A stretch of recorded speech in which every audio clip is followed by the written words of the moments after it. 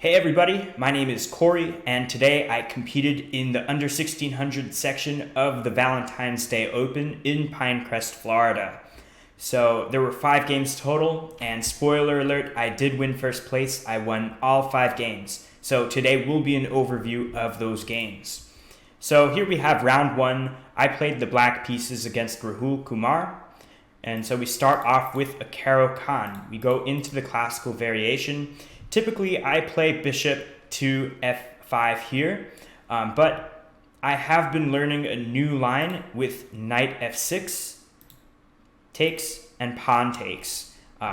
So there are doubled pawns here, but this is definitely playable. My plan is to put my bishop on d6, castle, and just have quick development. So it is okay that I have these doubled pawns. He plays knight to f3. This is a sign that white doesn't really know what to do against this kind of structure here. This knight is kind of weak because it is pointing at 2 squares that are occupied by this pawn here.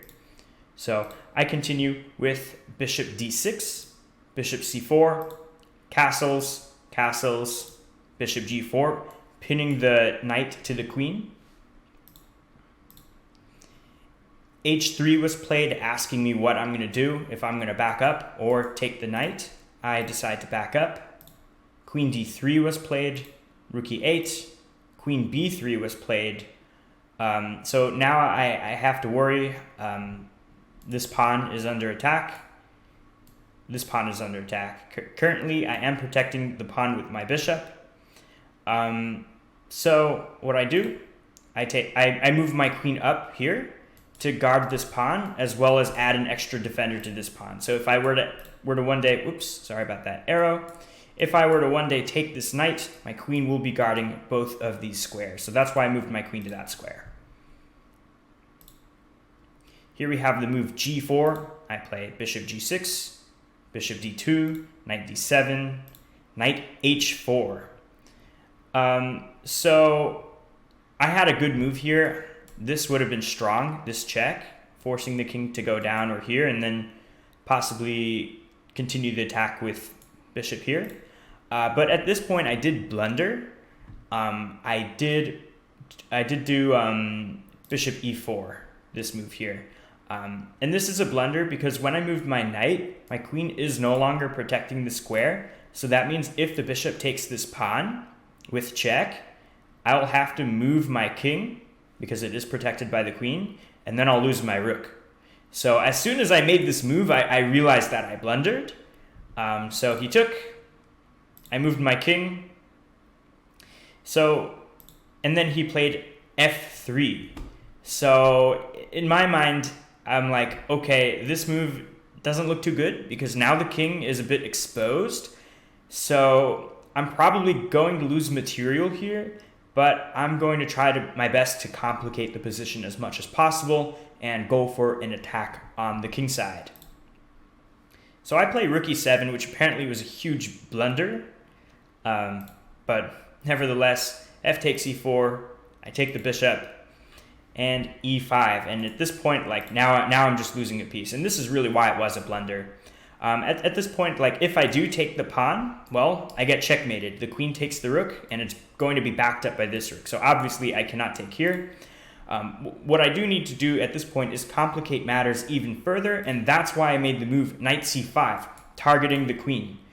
This is a sacrifice of a piece, so I am just going to try and hold on and hope for the best. So this is pretty much what happened. He took the knight, I took the pawn.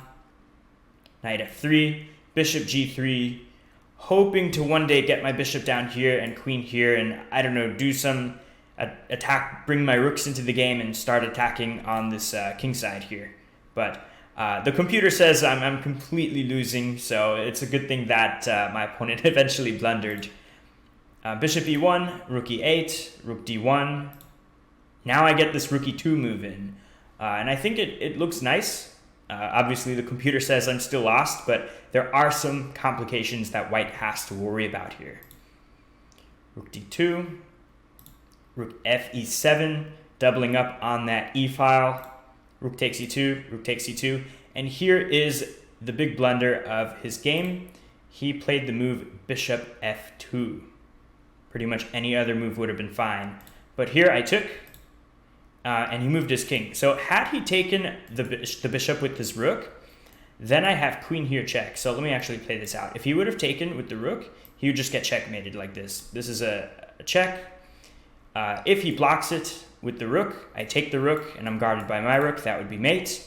If he goes here, I take the rook. So his only option at this point would be to play like this, but that just loses a rook. I would take the rook probably with the queen, and then this square is very, well, not this square because it's guarded by the knight, but this square here is like almost unstoppable. So it would be definitely checkmate had he taken it. So he pretty much blundered a bishop here. So I happily take the bishop. King goes here. I scoot my queen into the king side, so I place it nice on that square on g3. Here rook takes, which I don't know why. It's kind of like at this point you're giving up. I take with the rook, and now like how do you stop queen going up for the mate? Well, you stop it by moving your knight here, but by moving your knight that was covering the square, when you move it, it's no longer covering that square. Obviously, if I don't do anything, my queen will get taken, so I play checkmate. I move my queen here, and that is the game. That was the end of round 1. So I started off with the victory, and that set a good tone for the remainder of the games. So here we have round 2. This time I had the white pieces against Akaras Overlingas. Not sure if I'm pronouncing that name right. So I play e4, and then we have d6. This is the Pierce defense. So I just play d4, knight f6. I don't know too much theory in this opening. All I know is to get this kind of setup going and develop castle and just make good moves. So I haven't learned too much about the Pierce opening, but I think with good solid moves, I think I was fine in the opening. So knight bd7, knight f3, e5. I guess this is the main point of this setup, to push for this e5 break. I castle, bishop e7. I play c3, c6, h3, preventing maybe knight g4 in the future. Queen c7. So for here, I mean, I kind of got the feeling that black is solid, but playing pretty slow. So that allowed me to get more center control. Castled, knight bd2, rook d8, queen b3. Just getting my pieces out into the game. My rooks are now connected. So I've pretty much accomplished everything that I wanted to from the opening. So now we've entered pretty much a middle game. So notice how black's bishops are kind of like stuck. They're not doing too well here. So that would explain why he is rerouting his knight, put it on f8 there. Rook ac1. My plan is to maybe double up and then maybe push this pawn, gain some space, and see what black does. Knight g6. Rook c2, bishop e6. So now I'm a little bit worried because moving my rook up restricted my queen. So my queen doesn't have too many squares to go to at this point. So that's why I made the move c4 to shield the bishop from the queen. Queen c8. Not exactly sure why this move was played. So I just played d5 here. Here we have bishop takes h3. And here I got very nervous. I guess I was seeing ghosts. The computer says I can just take this bishop with my pawn, and I'm completely fine, probably winning here. But I was just afraid of like a line like this, bringing the knight in, and I don't know. I was probably seeing ghosts, but I just didn't like the way my king side looked. So I opted not to take back that bishop. Instead, I made the move knight g5, which the computer says it's a blunder, but I mean, I like the idea. Getting my knight into the game, attacking this bishop again, and eyeing this weak f7 square. So the bishop moves all the way back pretty much, and now I take. And the reason why I take is I want to play c5 and open up this line to attack the pawn over here. I mean, obviously this is protectable, but it's a plan. I want to open up the position, make things as complicated as possible, because I'm currently down this pawn. So I just tried to aim for complications here. So he takes back, I play c5, we have d5, e takes d5, knight takes d5, and bishop c4. So now I'm starting to have a target right here on f7. Bishop e6, rook d1, and bishop takes g5. I take that bishop. We have f6. I bring the bishop back. Rook e8, knight e4. Knight takes e3, which doesn't look too good. Might be all right, but here I have knight d6 attacking the queen and the rook, as well as putting pressure on this knight. So pretty much here the queen has to move, and it did move there, but I had this intermediate move. I could take here with check. So when he moved the queen, it moved away from the protection of this bishop. So I was able to take this bishop with check, very important point, and then I can take the knight next, and then I'm up a piece and just winning here. So I take the knight, and then the rest of the game is pretty much me just converting. So here I'm putting pressure on the rook. Black doesn't do anything about that, so I take the rook. And then I have this nice triple stack here. I don't know if it does anything. Obviously, I do have a threat of queen going to d8, rook takes, queen takes, and rook takes would be checkmate. So let me actually, let's say black makes a random move here, like move his pawn here. I have this, check, sacrificing the queen, and that would be checkmate. So obviously my opponent does not fall for this. That's why he made the move g6 to give the king some extra space. So I just moved my queen here, protecting this, adding some more protection to this pawn as well as this pawn, and pretty much asking black what his plan is, because right now he's down a rook and pretty much has no compensation for it. Queen c7 was the reply, rook d7, putting pressure on the queen and also putting my rook on a nice 7th rank. So this move here is a big blunder. I have rook takes knight now, and the king cannot take the rook because the queen drops. And obviously the queen cannot take my bishop because my rook takes. So that is just a blunder of another piece here. So after the queen moves, I bring my other rook into the game, and this is pretty much going to be over very soon. I give a check. I go here, asking him if he wants to trade queens with me. Fine, I'll just trade down. I'm up a rook. I'm solid. Not just up a rook, but also up a piece too. So I'm completely winning here. So he takes, I take, and we have this maneuver going on. Now I have a passed pawn. Now I can just run it up the board if I wanted to. King here, rook there, and now this king is in very much danger. So if this is the threat, moving the rook up once, and that will be checkmate. So he gives me a check. I move my king, sacrifices the rook. I mean, he should have resigned at this point. So I take the rook. He makes a random pawn move, and then I give him a checkmate. So that's pretty much how round 2 went. So currently at this point, I am 2-0. So this third game, there was an issue with the notation. So I only got half of the game recorded. So the rest is going to be forever lost. But I can describe what happened here in this third game. We start off with the move b3. I had the black pieces here, so I was a little bit surprised by b3. I don't really encounter this opening too much. It's the Nimzo-Larsen attack. So I just try to make normal moves, d5, bishop d2, c6, and I kind of go into like a reverse London system with the black colors. So we're just developing here. So he does make an inaccuracy by attacking my bishop here. I move my bishop to hit the queen. He moves his f-pawn to attack the bishop. I move back, and this is his mistake, g4. This pretty much lets me take that pawn for free, and I do. The reason being is if he takes my knight, his knight is gone, and that comes with a check. So that'll give me enough time to move the bishop away, and I'd be up a pawn and have a strong attack on that king side. So he moves the knight away, doesn't want that to happen, so I just pump my bishop back. And now I'm happy. I'm up a pawn, and his king side is a bit weaker now. Bishop e2, bishop e7, knight d2, knight bd7. Here we're just developing. I guess white just realizes, okay, I made a mistake. Now I'm down a pawn, so he needs to be as solid as possible. And I'm pretty much doing the same. You know, I want to develop good. I don't want to like go and do a crazy strong attack. So we have e4 now.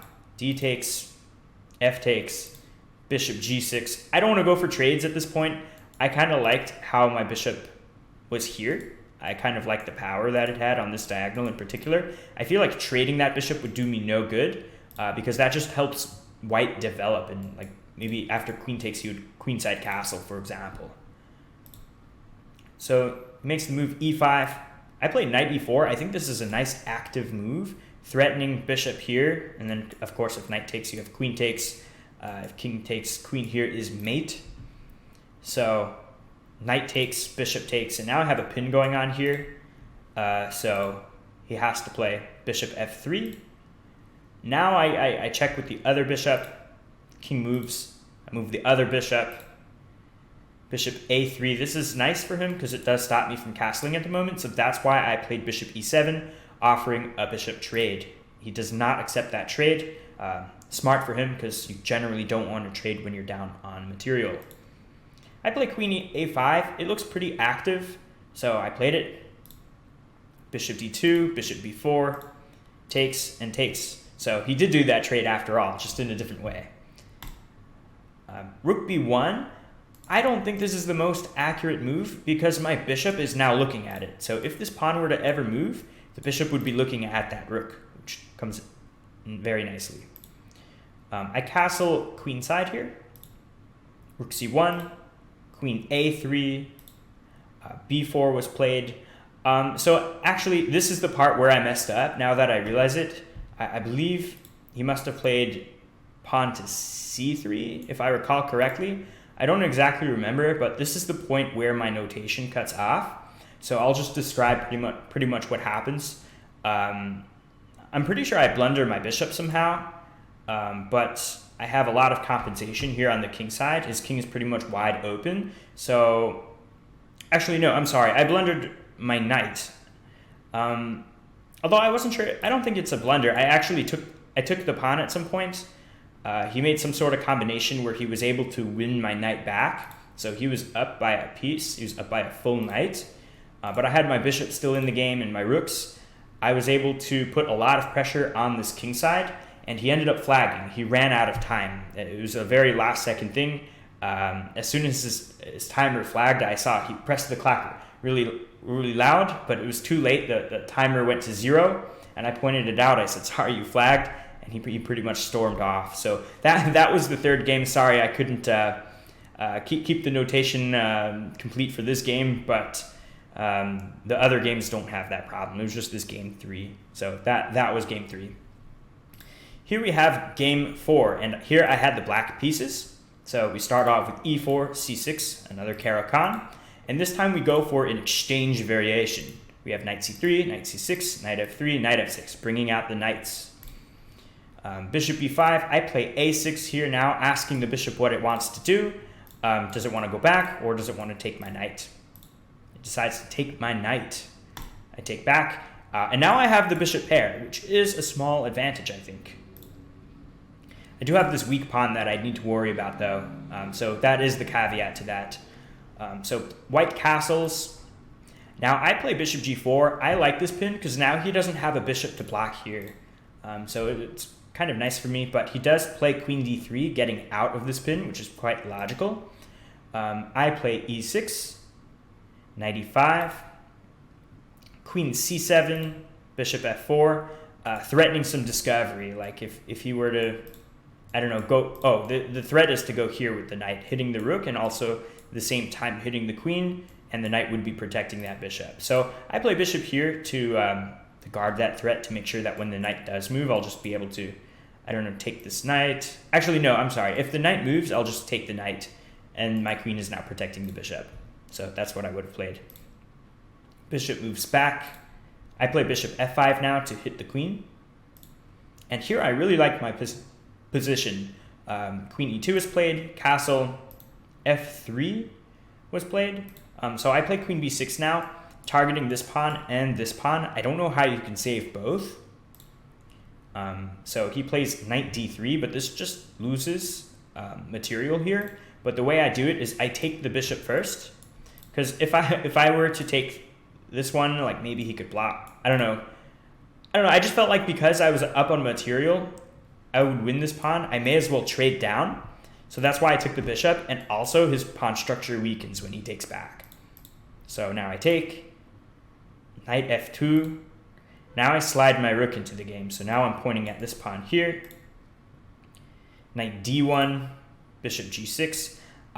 The reason why I played bishop g6 is because I was afraid of like this pawn moving, and then this pawn moving again, attacking my knight. So I just preemptively moved my bishop to g6 to get out of this this threat. Because in chess, really, like every tempo counts. So I don't want white to have the one with the initiative to move this pawn with an attack on my bishop. So I moved my bishop back. c3 was played. Here I play queen a4, eyeing for this square to trade queens. But he played knight d3. Here I played knight h5, which was maybe kind of perhaps an inaccuracy. I was hoping to maybe get this pawn somehow, I don't know, put pressure on it somehow, maybe move the queen at a later time. But he had this move here, king h2, which I completely overlooked for some reason. So I pretty much just made some other move. I kind of ignored this plan, but there is still some pressure here. Queen c4 was played, now threatening to take that knight. Knight moves here to guard that. But here I just trade down because I'm up a pawn. So I should be good here. So I try to reroute my knight here. My idea with this knight f6 move is to come here to d7 and then maybe to come here to c5 and put pressure on this knight here. It's currently pinned, so the knight wouldn't even be able to take back. The queen would hang. So that's why I moved my knight here. Queen d2, knight d7, b3 here, and queen b5. We have knight f2, queen b7, just getting out of any potential, well, not this, because that pawn would hang, but maybe, I know why I did it. I moved here to protect the knight in the event of a pawn push. So right now, if the pawn were to push, and I take that pawn, my knight would hang. So this move overprotects that knight and makes that impossible. So knight g4 was played, f6, queen e3, and here I play e5. I'm just trying to get a nice control over that center with these pawns, and I think I do a pretty good job of that. f4, e4 now. Now I have a passed pawn, which is pretty nice, and c4 was played. I play f5 here, solidifying my passed pawn. Knight e5. This move seemed to be inaccurate because that just allows me to trade off that last minor piece, and I have such a nice pawn structure, whereas if he takes now back with the pawn, now this pawn is kind of loose. So I have a lot of targets to play for in this endgame. I opt for this. Now I play queen f7, g4, rook f8, rook takes, queen g6, queen f4, and rook takes f5, trading a pair of rooks off. Now at this point when pawn takes back, I got a little concerned. I saw these pawns and they look quite dangerous to me, like they could maybe eventually push. I don't know, but that's why I had to be kind of aggressive with like queen h5 check, king g1, rook f8 here. He plays g4. I play queen h3, c takes d5, c takes d5, rook d1, rook c8. So I am sacrificing this pawn because if he takes, which he does, I have this check. He plays king f2, which now the computer is telling me it's a mate in 6. Obviously, I did not mate in 6 moves, but it says I'm completely winning here. I play the move e3, which I think was nice because after queen takes, I win the queen. I have rook f1, king goes there, and now rook e1, and now king takes, queen takes, and now no matter what black does, I no matter what white does, I win the rook as well. So starting from back here with this e3 move, I pretty much calculated what would happen, that I would win the queen as well as the rook. So I would give this check, win the queen. So if the king moves here, I have this, forking the king and rook. And if the king moves here, well, guess what? I have that same move, forking the king and rook. So here I'm just completely winning. So I didn't do the mate in 6, but to me, I saw this plan, so I just went for it. I knew it was winning. I would just have a solid queen up at the end. And this is nice because my opponent's higher rated than me, so it felt really good here. the fact that I was able to calculate all that. So a4, I just gobble up all these pawns and slowly convert. I even sacrificed my queen because this is a winning king and pawn endgame. The pawn is just too fast. I get another queen here, and for some reason my opponent doesn't resign, so I just checkmate him right here. And that was game number 4. So at this point, I am up 4 games, no losses, and there's just 1 game left in the tournament. This here is the final round. I play Tyson.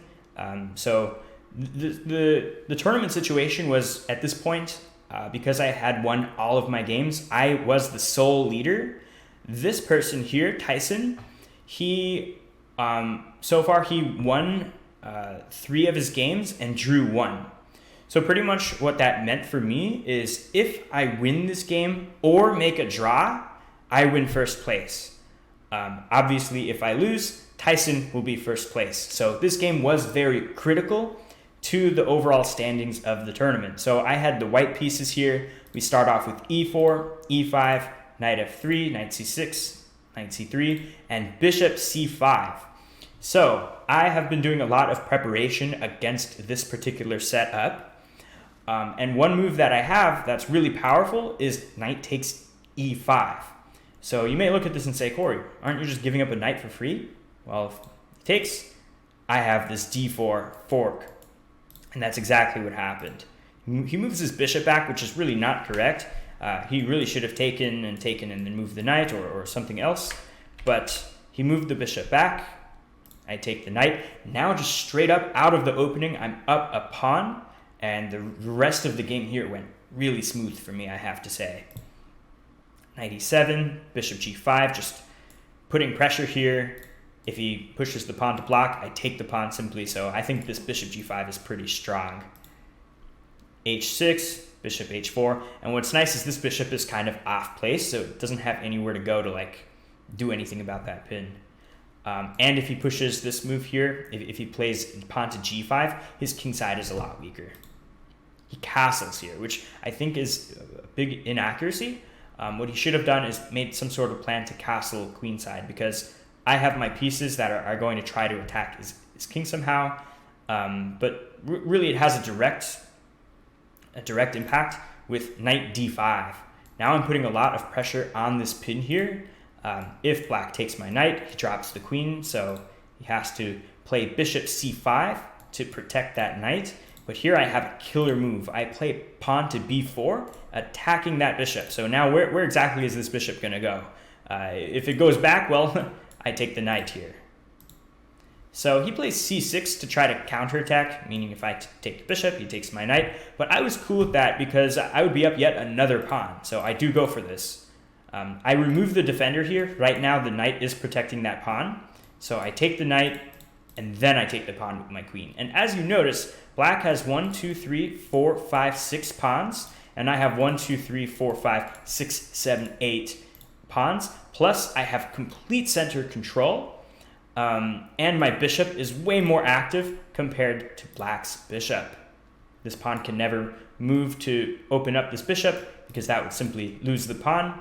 And right now he can't push this pawn because that rook hangs. So I'm in a very comfortable spot here to win the whole thing.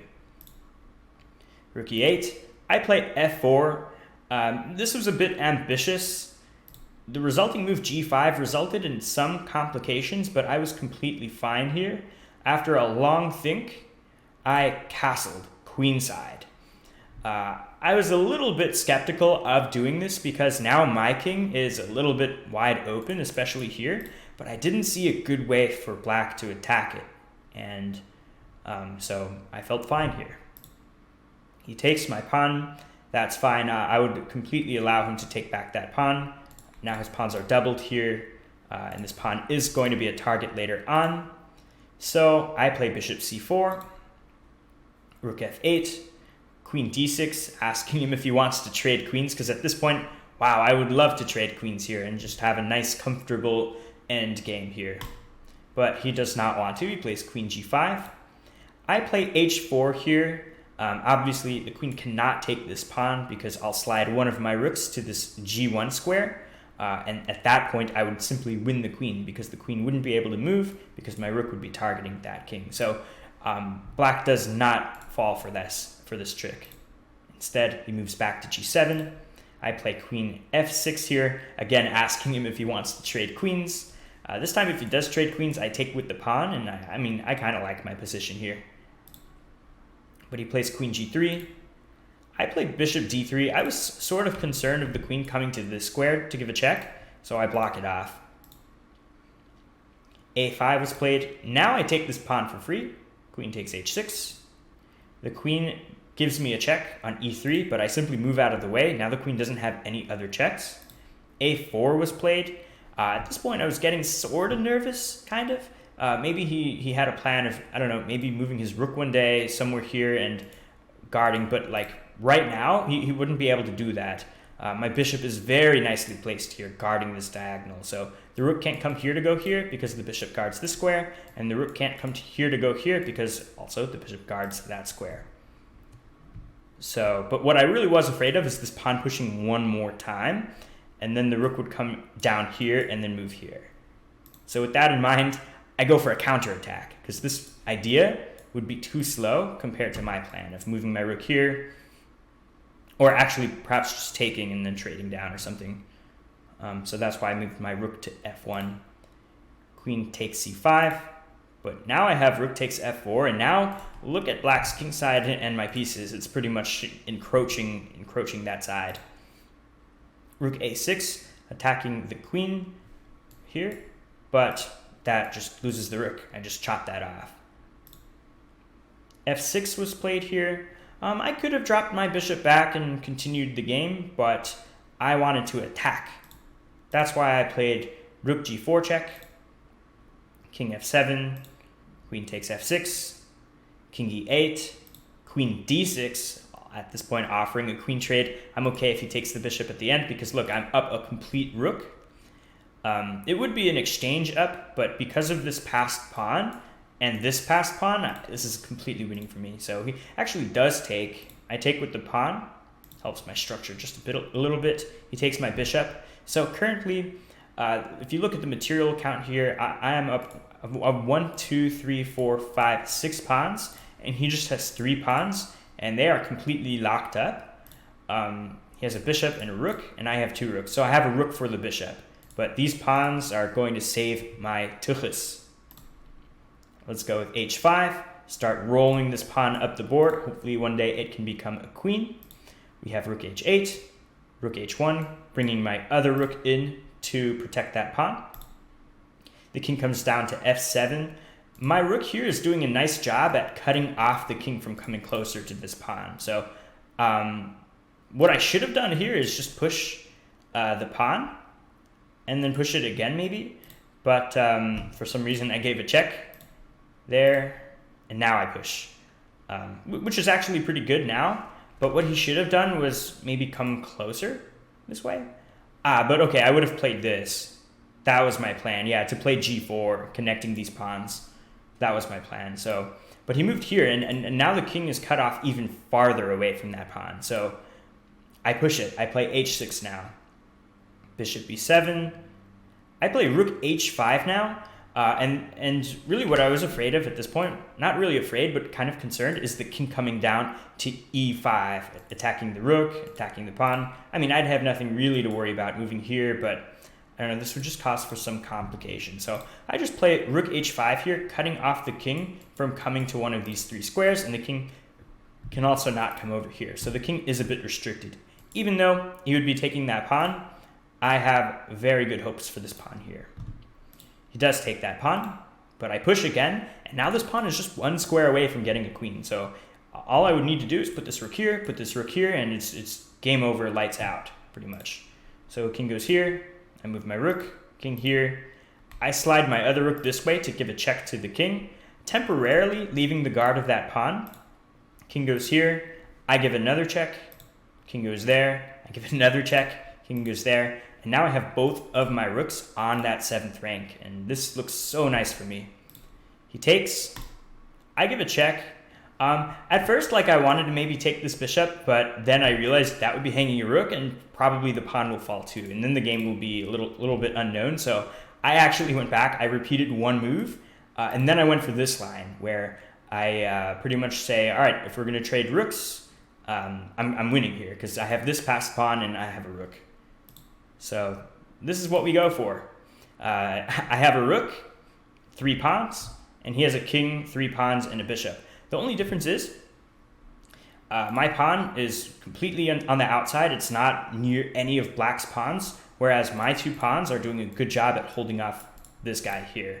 And also, at this point, since he played bishop here, that removes the guard of that square. So I very nicely put my rook here, and now there's just no way for you to save that pawn. This here is a fork, technically, but after I take, I'll take this one as well. So that is very good for me. So that's exactly what happened. Well, actually, it's not exactly what happened. He blocked. Actually, no, I scratched that, because if I take this pawn, that comes with a check. So the bishop is not even able to take that pawn. So never mind what I said 2 seconds ago. So I took this pawn with check. I sacrificed my rook here. This was a nice idea for me. I sacrificed my rook because after pawn takes, even though it kind of looks scary, like I'm making the game closer than what it should be, for me, this was such a simple way to convert the endgame here. At this point, I'm up a pawn. This is an outside passed pawn. So what my plan is to roll this pawn all the way up the board, distract the king, get it completely offside, and meanwhile, my king is just going to scoop up these pawns and roll this one forward and roll also that one forward. So this extra pawn completely helped me convert. So I moved my king goes here, I moved my king there, c5, g4, king e5. Now I'm using that pawn as a decoy. Now we're even on material, but if we look at the king positioning, my king is a lot closer to these pawns than this king is closer to mine. So the game pretty much wraps up. I could have gone to take this pawn as well, but I knew this king and pawn endgame, so I was basically going to ignore these pawns and just promote this pawn. I make a waiting move here, the king moves, and now I flank my opponent. Now my king guards this square, this square, this square, giving a safe route to my pawn, and pretty much what happens is I promote. He goes to attack my pawn. If he does take it, maybe there could be some complications of trying to push this pawn, but I did see that I had this move here guarding my pawn, followed by this and followed by that. I'll march this pawn up the board and just completely win, and that's basically what happened. He didn't actually resign at this point. This is all that I notated because I was getting really low on time, under a minute. He played it out to the very end game. There was one stalemate trick that he tried to give me, but I did not fall for that. I ended up promoting both pieces. Actually, I promoted this one to a rook because there wasn't another queen on the board, but I delivered checkmate just fine. So with that, I won 5 out of 5 games. I won a trophy. Let me actually show you what the trophy looks like. This is the trophy right here, first place. So it was a very nice result. So a lot of this preparation did help me win today. Also, I got very lucky in some of those games. I looked at the computer analysis. It said I was completely losing in some of these games, but I kept fighting. I never gave up. And good things will happen when you have a fighting spirit in chess. Thank you everyone so much for watching, and I wish you all a great day. Take care.